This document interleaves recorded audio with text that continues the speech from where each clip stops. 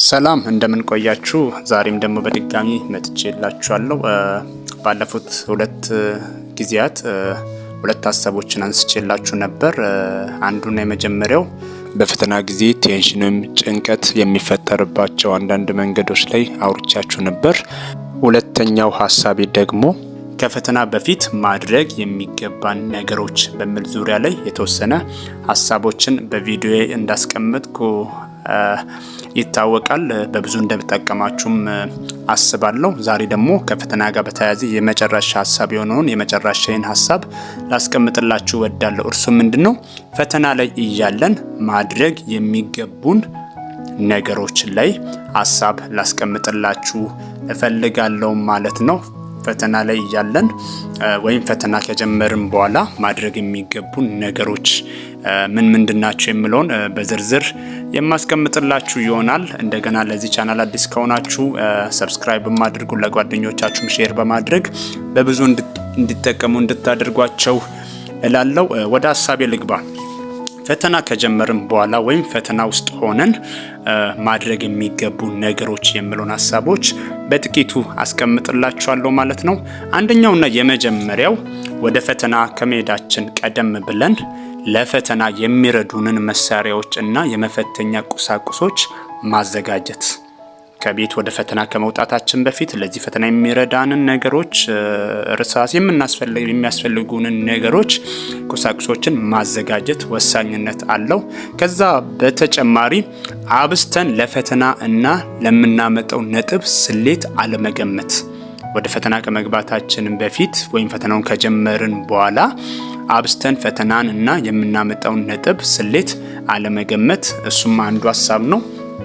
ሌላኛው ሀሳብ ደግሞ ፈተና ስንጨርስ የተሳሳትነውን ጥያቄ አብስተን ማሰብ እና ሌላ ተማሪ መጠየቅ ጭንቀት ውስጥ ስለሚከተን ከዚህ ይልቅ ቤት ሄደን እረፍት ማድረግ እና እረፍት ካደረግን በኋላ ለቀጣይ ፈተና መዘጋጀት። ያ በፈተና ጊዜ ላይ ፈተና ከጀመርን በኋላ እነዚህን ብናደርግ መልካም ናቸው ብዬ የማስባቸውን ሀሳቦች ነው እና ወደ ቤት በመሄድ ረፍት በማድረግ ለቀጣይ ፈተና መዘጋጀት አንዱ ሀሳብ ነው። ሌላኛው ሀሳብ ደግሞ በፈተና ጊዜ ድንገተኛ ጭንቀት እና ድንጋጤ ከገጠመን ወዲያው የምንሰራውን አቁመን በጥልቀት አየር በአፍንጫችን ስበን ወደ ሳምባ እያስገባን መልሰን ማስወጣት። ይህንንም እስክንረጋጋ ማድረግ ወይም መደጋገም ያስፈልገናል። ከዚያ በመቀጠል የማረጋጊያ ቃላትን ለራሳችን መናገር። ለምሳሌ አሁን ደህና ሆናለሁ፣ ችግር የለውም፣ ወደ ፈተናው እገባለሁ፣ ጥሩ ሆኛለሁ የምንለውን ሀሳቦች ወደ አእምሯችን መናገር ይኖርብናል። ከዛም ባለፈ በምናምነው ሃይማኖት ጊዜ የማይወስድብንን አጭር ጸሎት በልቦናችን መጸለይ። ከዛም መልሰን በተረጋጋ መንፈስ ፈተናውን መጀመር አለብን። ምክንያቱም ያ ድንገተኛ ጭንቀትና ድንጋጤ ወደ ሌላ ነገር እንዳይወስደን እነዚህን ብናደርግ የተሻለ ነው ብዬ አስባለሁ። ሌላኛው ደግሞ ፈተና በምንሰራበት ጊዜ ግራ ያጋባንን እና እርግጠኛ ያልሆንበትን ጥያቄ በጣም የኛውን ትኩረት ሰጥታችሁ እንድታደምጡ ፈልጋለሁ። እርግጠኛ ያልሆንበትን ጥያቄ በይለፍ ማቆየት እና ወደ ቀጣዩ ጥያቄ መሄድ።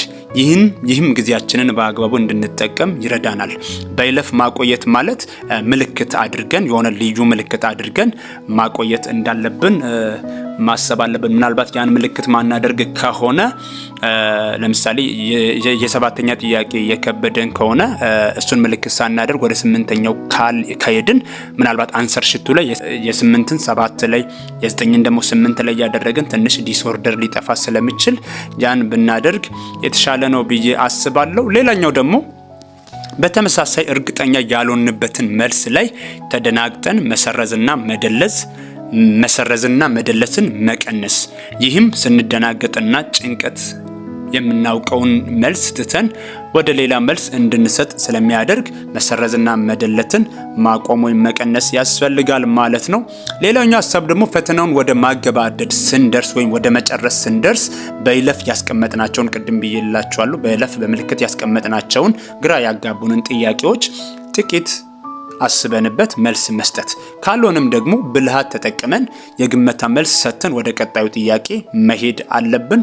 በተደጋጋሚ ሰዓትን አለመመልከት። ይህ ትልቅ ቴንሽን ውስጥ ጭንቀት ውስጥ ውጥረት ውስጥ ሊከተን የሚችል ነገር ነው። በተደጋጋሚ ሰዓትን አለመመልከት በጣም ወሳኝነት አለው። ምን ሰራው ላይ ትኩረት ማድረግ ዘና ማለት ወሳኝነት ስላለው ሰዓትን በተመለከተን ቁጥር ሰዓት በቃን አልበቃን ምን ያህል ደቂቃ ቀርቷል ምናምን የሚለው ቴንሽን ውስጥ ልንገባ ስለምንችል እያልን ልንጨነቅ ስለምንችል በተደጋጋሚ ሰዓትን አለመመልከት ያስፈልጋል። ይልቅ በጣም ሳንንቀራፈፍና ሳንዘናጋ ተረጋግተን ፈተናውን መስራትና ፈተናውን ከጨረስን በኋላ ተመልሰን የሰራነውን ጥያቄ አጠቃላይ በተረጋጋ ሁኔታ ማየት ይሆንብናል ማለት ነው። በእነዚህ በሶስቱም ሐሳቦች ውስጥ ላይ በትኩረት ከሰማችሁኝ በእነዚህ በሶስቱም ሐሳብ ዙሪያ ላይ ብዙ ነገሮችን አስቀምጫለሁ።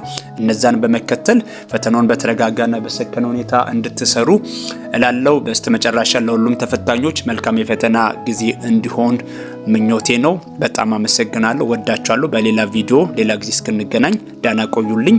መልካሙን ሁሉ እመኝላችኋለሁ።